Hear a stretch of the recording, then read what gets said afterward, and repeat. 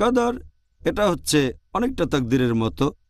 এটা বিধান দেওয়ার রাত যে আল্লাহ সুবহানাহু ওয়া তাআলা অবতীর্ণ করেন বিধান বা তাকদীর, যে সারা বছর ধরে কি ঘটবে এই লাইলাতুল কদর থেকে পরের লাইলাতুল কদর পর্যন্ত।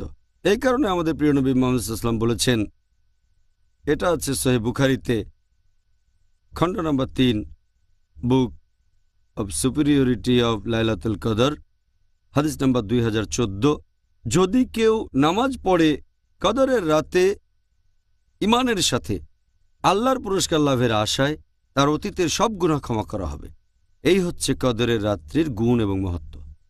অবশ্যই এটা খুব সুন্দর রাত। আমি দোয়া করছি আমরা সবাই যেন এবছরে এই রাতের সন্ধান পাই ইনশাআল্লাহ, এবারের পবিত্র রমজান মাসে। ডক্টর জাকির, বেশ কিছু হাদিস আর ঐতিহাসিক দলিল